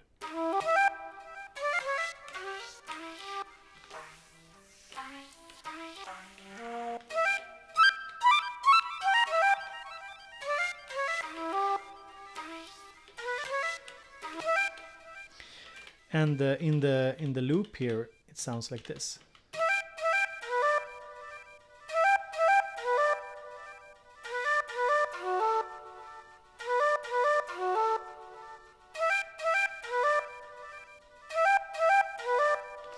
And Bill Posey asks if you can play velocity from a third-party keyboard through MIDI. No, I don't think the samples channels aren't velocity sensitive. Not that I've noted. There doesn't seem to be any velocity indication here when I've plugged a keyboard into it and played it. But you can definitely plug a keyboard into it and use this like as a sound source.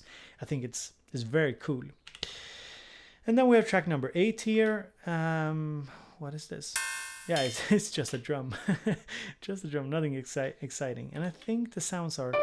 Yeah, I have a piano here on a new pattern. So let's hear.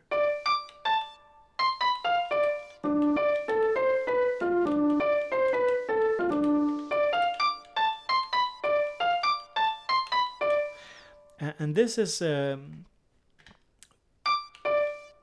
This is a one-shot sample from Loopmasters as well. I think it's from like a jazz collection from Loopmasters that I'm using, and it's pretty heavily tweaked as well. So I think when you approach a Digitakt, you have to sample stuff, you have to load stuff into it, and I think that's the way you have to approach it, and really to try and explore and to do interesting and fun stuff with it. I think it's definitely a very cool thing to buy a couple of sample CDs if you're new to it all, and try to put them here and just tweak away and do strange things with them, or sample random sources. I sampled my cell phone earlier, or my smartphone. I think that's really fun. So I think I can show you some of the sounds I've been making for the Digitakt as well, if that's cool with you. I'll just check if you have any questions, and I'll show you some of the sounds that I've been using. The sounds that I've made, and I'll explain what I mean by sounds that I made. So let me just check here. Can you delete factory sounds to free up memory? I have not tried, Posey. I have not tried to do it. I suppose you could. I think that. Hiroko Yamamura says, great stream. Great having you, Hiroko. Really nice, really nice. Where are you from? If you don't mind saying. Thank you, Linus. Thank you, Linus. Great seeing you here, mate. Always a pleasure having you on the channel. The same goes to a lot of you guys that I've seen on my streams before and on my channel before. So let's see here. Linus asks, when is the next sample pack coming? If you're referring to my sample pack, my content packs, I have recorded a lot of stuff from the Drum Brute and I think the Pocket Operator 32 that I want to give you guys. But it's just, the Digitakt and refurnishing the studio takes up a lot of time at the moment. So sometime this summer it should come. And I also want to try and make sounds for the Digitakt as well. I have a lot of dreams, a lot of plans, but it's always hard to make everything a reality because you don't have the time, you don't have the energy, and basically I think most important thing I want to do is I want to make music, I want to make videos for you guys. And of course if I'm going to be honest, I make more money on the sound packs and on the synth patches and so on than I make doing videos because YouTube ad revenue isn't that much.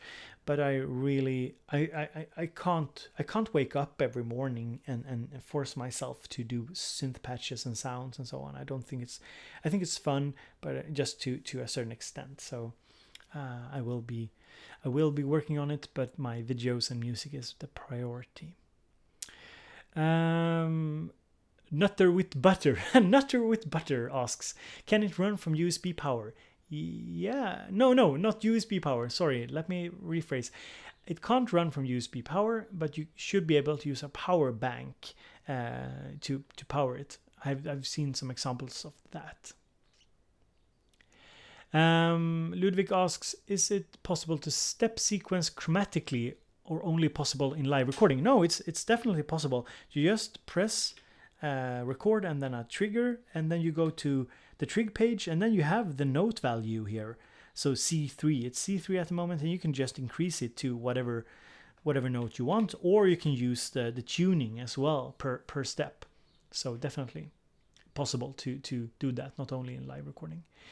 And we have some people here. Yeah, we have someone from Tennessee, Berlin, San Francisco. Nice, really nice.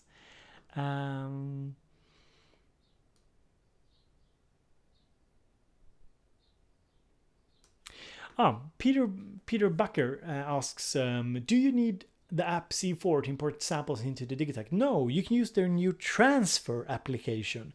It's just called transfer, and it's really smooth. I really enjoyed it. I mean, it's very basic, very simple, but that's kind of what I like. You know, it's you just put a file there. It's basically like a C6 application type deal, but I don't think it uses sysx to send it, or I'm not sure, or MIDI dump or whatever it's called. It's sysx. Yeah, I think it's just different technology, but it's really smooth, and it's available from electron.se. And if you go to resources and the Digitakt, you should be able to download it. It's working really nice.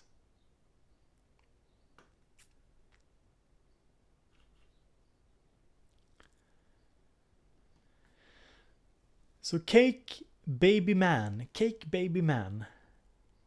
or is it like Cake Baby Man? 3 things you like. I love cake, I love playing with children, and I love men. Do Electron have any plans to have step prog display feature, piano roll? I don't think they are doing a piano roll.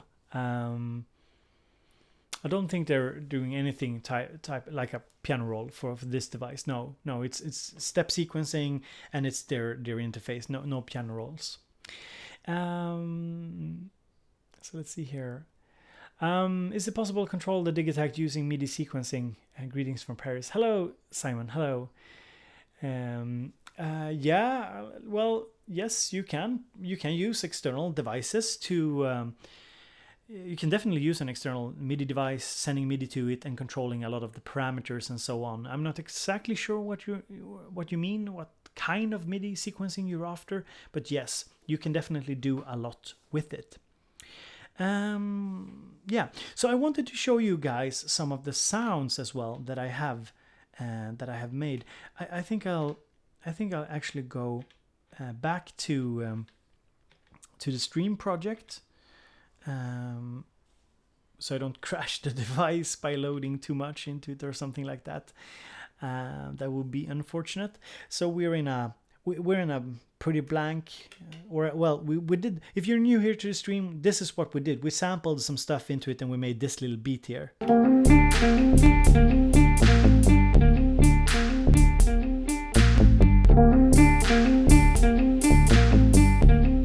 Yeah, it didn't turn out super well. It was just something I tried on the fly. It's always hard, to just do something live on the stream. But okay, so you save samples onto the Digitakt, and this is something, I think is pretty unconventional. But you can also save sounds. So sounds are samples, a certain sample, plus the setting for that sound. Let me show you. If I press function and the master knob here, we go to the sound browser. And suddenly I have a list here with sounds. So these are sounds that I made based on samples.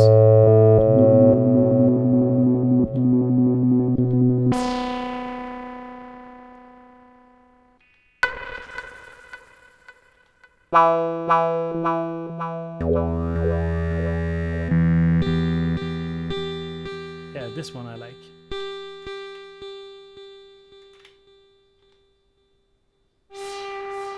And this is the flute. I love this flute sample.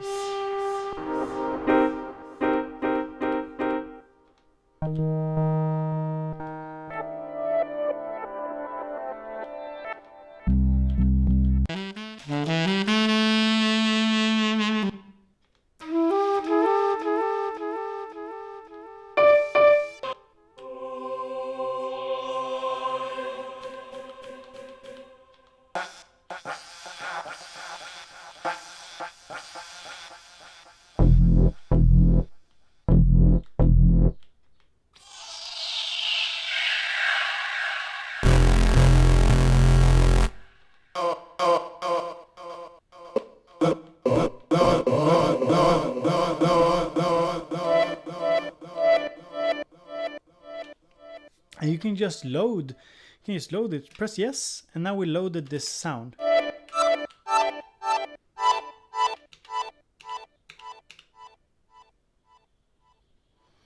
And we can use it. Let's see here. Something like this.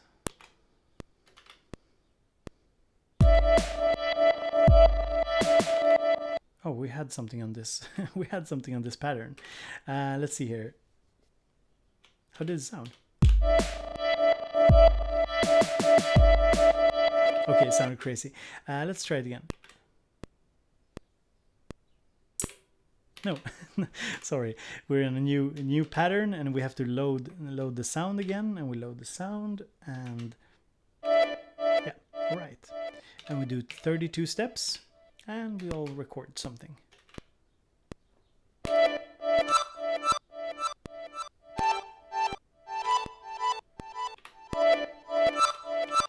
I wasn't pleased with that.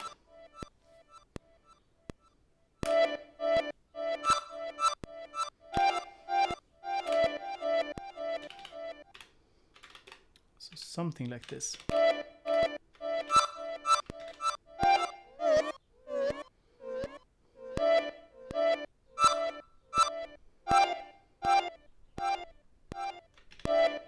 But you have to remember, you have to set the delay settings again, because the delay is per pattern and not per sound, so that's good to keep in mind.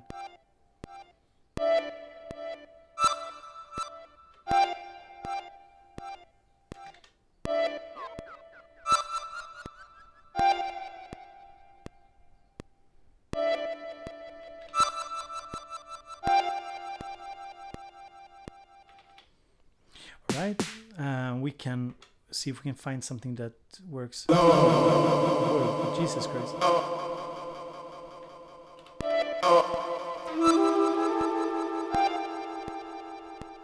Let's see if we can make the flute work. I love this flute sound.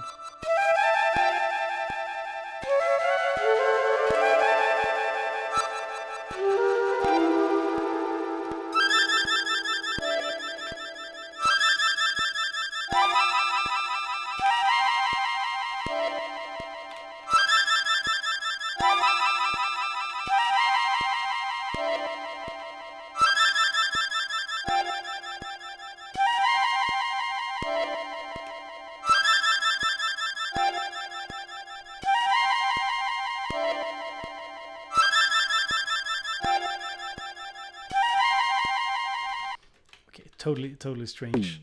It's totally strange here. But let's see here. We can load some drums. Yeah, we can try to do. I'll try to do a groove here. I'll try to do a groove here on one channel here. So we have the kick drum. Oh, sorry.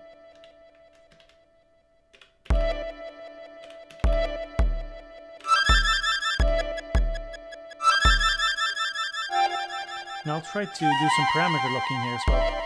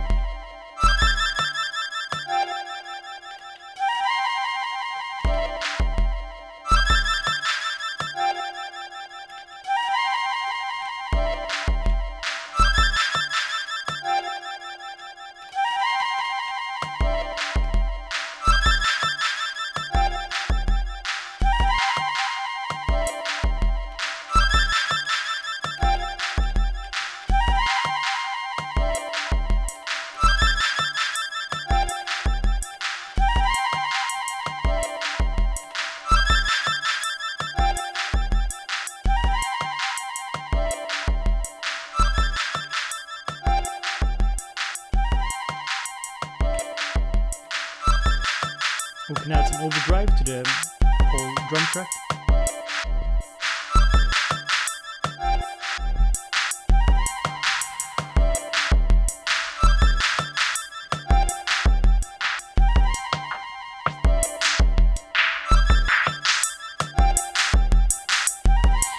And we can also parameter lock. So as you can see, there are a lot of steps. We can parameter lock some filter changes. I think that's a lot of fun. Let's just parameter lock at random here. I usually don't listen too closely when I do these parameter lockings. I just fiddle around and see what comes up. Just trying to make you know, a sound that feels a little bit more alive. I think that's how I do it.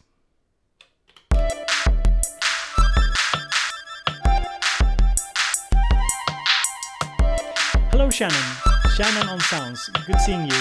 And yeah,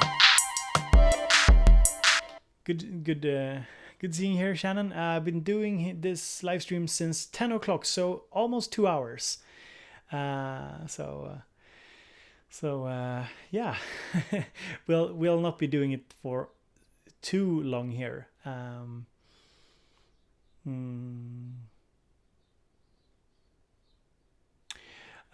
So Lillebror from Sweden asks, he's from Uppsala, his name is Hugo. He asks if I can elaborate a little bit how much can you actually do in like one project, since you have only 127 sample slots, but you have a lot of patterns. So basically you have to approach it, I think you have to approach it like this. You don't have an abundance of sample, you don't have an unlimited sample memory or sample slots, but you have to use it creatively. You have to see it like this, like you load. You don't use one project for one song. I often use like a project. I do like 10 different types of songs with basically the same samples. So that's one way to creatively approach it. I haven't really felt the limitations that they are constraining. I think it works pretty nicely. So let's see here the song here.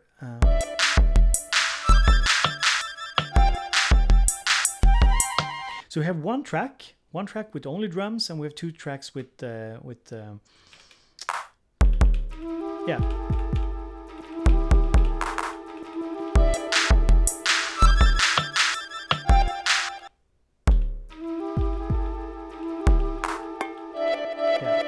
Two tracks with synth sounds or sample sounds, and we have one track for drums. And let's see if we can load the deep bass sound and see if we can make it work.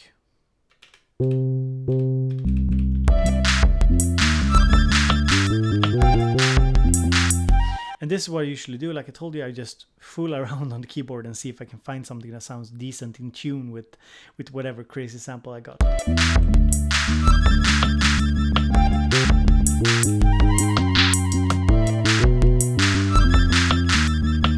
Sometimes you have to tune the sound quite a bit.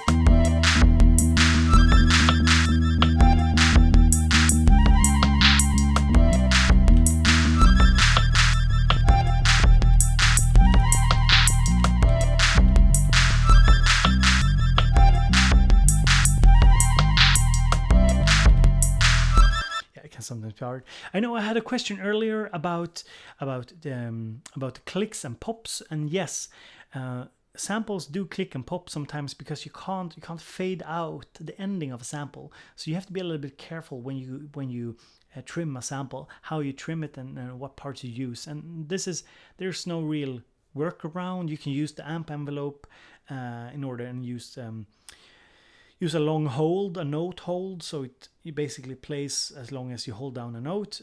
That's one way to kind of work around it, but it's not a perfect workaround, and ultimately you have to be a little bit careful. I do have a lot of clicks and pops in some of my songs because I've just not been thorough enough, and I think that comes with the territory of this kind of sampler. If you want a perfect sampler that can handle samples perfectly, you have all the bells and whistles, you should stick with a computer because that's ultimately the best kind of sampler when it comes to having all the functions, making perfect samples that don't ever pop and click and so on. So a computer is much more powerful in that regard. But perhaps they'll add something to the OS that lets us fade out samples, for example. That could be cool. So let's see if we have any more questions, because I think we'll be ending. The stream pretty shortly. Vic Sound says, "Hi Bo, nice to see this live streaming. Thank you for your time." Yeah, good having you here, Vic. It's been a very nice beginning of the day. Could you use the Digitakt as a mixer like Dr. Track, Master Track? No, you can't really use it as a mixer. You can input sound through it, but you can't really mix the sound. So if we enable monitor from the sample record menu, you can monitor the incoming sounds. In that sense, yeah, it works like a mixer, but it doesn't have any of the bells and whistles and functions of the Octatrack. It's much more slimmed down and simple. You can't add effects, you can't even change the volume and so on. So it's much more rudimentary. It's much more like something on the it's not even like on the analog keys, for example, or where you have the possibility to add reverb to the input. You can't do that on the Digitakt. Otto asks one quick question. If I'm interested in drums, is the Digitakt a good choice? Is the rhythm the better option? If it's just for drums, the rhythm is far superior. Ludwig asks, will you leave your Octatrack for the DT?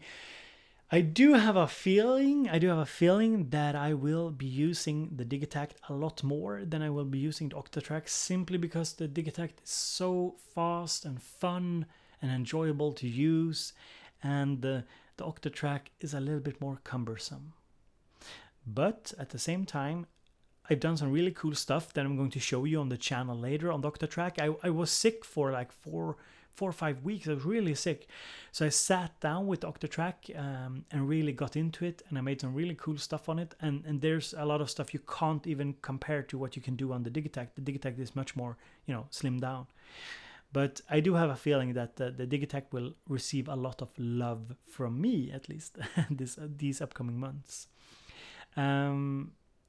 But I'm actually working on a setup where I have the Digitakt here and then the Rhythm over here and the Octatrack here. So they'll form a little companionship here of Electron products, and I think that'll be great. That'll be a lot of fun to use them together, and I have some ideas using patch base, because I want to have like the inputs of the Digitakt and the Octatrack. Those inputs, I want to have them available on the patch base, so I can just super quickly do patching and so on, and record stuff into them. I think that'll be a lot of fun. Linus asks, are you going to name your Digitakt? I'm not sure. I'm not sure if I'm going to name it, really. I don't know. And Linus asks, when is the next stream? Well, I don't really have a schedule for streams. It's something I'm working on, to have a schedule for it, but at the moment, yeah, I just do random streams now and then. I haven't really figured out like a proper schedule or anything. Linus also says, congrats on 750,000 total views. Yeah, thank you. I'm closing in on 1 million. I should have like 1 million views total by the end of this summer, I think. Because I have like 130,000 views per month at the moment. So it's insane. It's just so many people. I try to imagine you guys as like I teach say 100 people. The biggest classes are like 100 people, and like in one day I have somewhere between like 5,000 and 14,000 viewers this week with the Digitakt, and it's just like mind-boggling, trying to see all those people in front of you. Like how many classrooms is this? This is like 10 classrooms or more. I mean, it's like 100 classrooms or something. I don't know. It's insane. But I'm really happy for all the support you guys give me.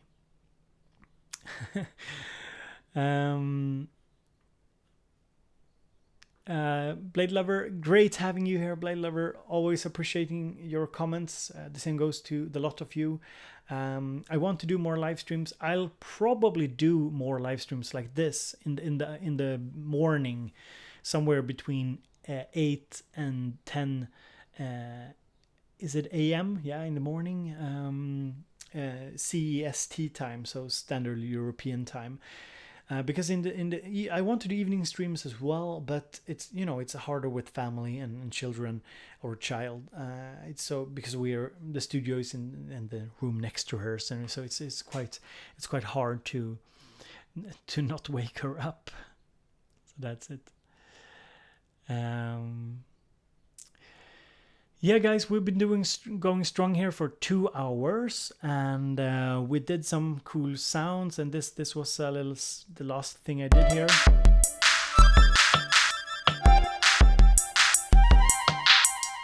Just a little noodling. As you can see, I really enjoyed the Digitakt. It's a lot of fun. But I think it's time to close down the stream for today. So. Oh, sorry, Shannon, you just got here. Peter Backer, he says, thank you for the inspiration. Gonna work with my DT now. Yeah, you should get going. Yeah, RevoGuy1, can you hook up 8 MIDI machines on the one cable with MIDI through? Yeah, you should be able to hook up 8 MIDI machines with one. Yeah, with a through box. You need a separate box. You need a separate box for hooking up that many devices. Karin, I think you will enjoy the Digitakt. From what I've seen, the types of music you do, I think you can definitely find use for it. But I also think I caution you. You have to really go into it as either like a standard, it's like a creative drum machine, or you go into it exploring the sample possibilities and really, like I showed you here with the strange kind of sounds that I've been making, really using it like a interesting like an interesting device with creative possibilities. You can sample, you can tweak, you can do synth sounds and so on. But yeah, it does require a bit of work, and you have to get into the workflow. Electrons can be a little bit daunting, but I think you'll like it. Quinn Jin, good seeing you, Quinn. I'm sorry, but I'm just now closing down the stream because I've been doing this for 2 hours and I need to get some lunch and so on. But really good seeing you here, Quinn, and thank you again, Quinn. Quinn was the guy who came up with the name for my latest sample pack, the what's the name again? Sonic Treats, the Sonic Treats that I released. So Quinn did the name. JJ says Bob eats. Yeah, Bo needs to eat. GJ Rex Paris says, what do you use for the live stream? Well, I use a webcam, Logitech C920, and I use iRIG HD mic from IK Multimedia. It's really nice. I think you guys have, you said earlier that the sound quality was good. I love the iRig because it's a USB mic, so I don't need to go through my sound card, which, it gives me additional hands-on control, so I can use the mic and turn it down and so on. And I stream with OBS. Is it called Open Broadcast Software? Well, OBS is great. It works really good. But guys, I need to say bye-bye for now. It's been great. I really appreciate you being here. I wasn't sure if anybody would tune in at this hour. I'll probably do more morning streams European time because it fits my schedule a lot better. So, I'll always try to post on different forums and so on. And be sure to subscribe if you haven't to my YouTube channel, Bo Beats, just to get a heads up whenever there's a new video or there's a live stream coming up. And you can also go to Facebook and check out me over there. I think you can just search for Bo Beats and you should be able to see my page, my artist page. And I'm also over on Instagram.com/BoBeats and Twitter at BoBeatsMusic. So you can always, talk to me over there if there's anything, and if you have ideas for videos you want me to make or things you want me to elaborate on, don't be shy, leave a comment. It's always appreciated. I try to answer like 99% of my comments, but as you can imagine, with the amount of comments I'm getting lately, it's very hard, and sometimes I have to wait and do a video if it's a big question. But don't be shy, leave comments, and I'm very appreciative of you being here. So thank you so much. John Haynes, good seeing you here as well. Everybody, if I missed you in the chat, don't worry. I think I've seen you all. It's been a great start of the day. So bye bye, and I think I'll end the same way we started. Doesn't that seem poetic? Perhaps. Yeah, we'll end the same way we started.